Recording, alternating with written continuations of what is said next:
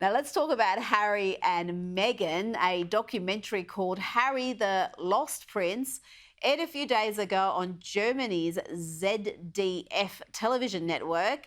It's made a series of bombshell claims about the couple. Tell us what this is about and why is it only airing in Germany? I mean, well, obviously, the Germans have a bone to pick with Harry, and God love them. One of the biggest revelations I took away from this was that Meghan Markle is not very popular in her neighborhood and has not been involved in the Montecito community.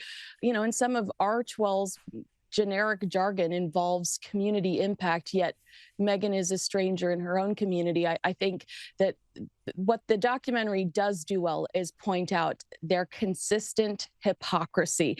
And one of her neighbors said, I personally don't think Mm. that Meghan is an asset to our community. She doesn't really go out or get involved. So that was the biggest takeaway for me. Also, Di Davies, a former royal protection officer, saying that Prince Harry talking about killing 25 Taliban, Harry wants to complain about security. You've done this to yourself. You shouldn't be releasing information like that because you make all the people around you a target.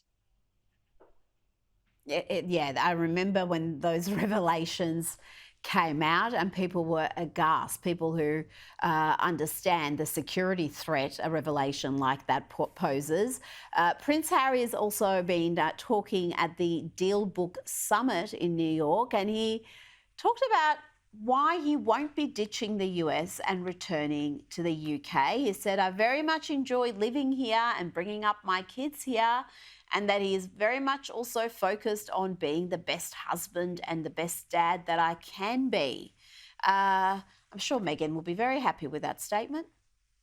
Well, I think it's interesting that he didn't bring up Donald Trump because at the end of the day, that is one person that could make or break his decision to stay in the States. There was real bitterness about him throughout this, Rita. He also said he feels sorry for the trolls who say or get their hopes up for his downfall. No one is wishing for his downfall, but when you have officially been the biggest source for royal gossip over the last 4 years, you open yourself up to the same curiosity you fed the people that purchased Spare.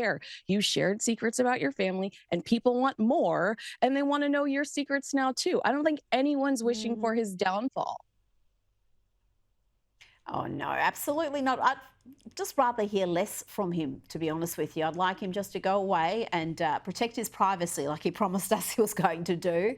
But it's been revealed that Harry has commissioned his neighbour, Katy Perry, to perform at the opening night of the Invictus Games. That's next year. Is this a coup, Kinsey, or as the kids say, is this a bit mid? I'm going to let the New York Post answer that question. One of their recent headlines was why Katy Perry is 2024's biggest pop flop yet, as generic comeback trashed for having no personality.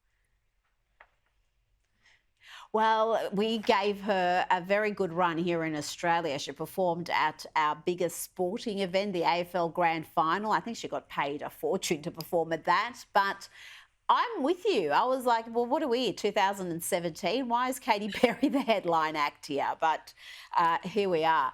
Now, Sylvester Stallone, iconic actor, has told Fox News' Sean Hannity that it was cowardly of him to break up with Jennifer Flavin, who is now his wife. He broke up with her via FedEx, a letter back in 1994. That's before the days where you could DM somebody a breakup message. What else can you tell us? I think theirs is a rare, enduring love story in Hollywood. Sure, they've had a few hiccups, but they're going strong.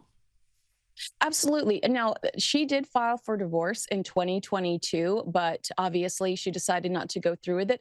First of all, I think you run the risk of this when you do a reality show about your life and your family and your love. I mean, look at the long list of reality Yeah. stars that have broken up after that TV. But my favorite story is that he got the tattoo of his wife on his arm. He covered it up, Rita, when they were going through that issue in 2022, covered it up with a picture of his dog. So the tattoo of his wife is now a picture of his dog. And that is going to be an interesting reminder for the rest of their lives, if we're being honest. I wonder if he could go over it again and put Jennifer back on, or whether it's just too much ink in the one space. He may have to get some laser work done first. But yeah, I would imagine that would be a reminder of some of the hard times every time she sees that tattoo. Before you go, Hunter Biden has celebrated being pardoned by watching a documentary about himself. What happened here? Well, he's keeping his head down because he realizes that the pardon was so controversial. On the left, on the right, people are raising hell here in the United States over this pardon because we were lied to. I think we all expected it, but just don't tell us that you're not going to do it and then do it. I doubt that his cute documentary that he's erected to try to change the narrative is going to change anybody's minds or redeem him in the public eye. But that's the objective here, and good luck. Kinsey Schofield, thanks for your time.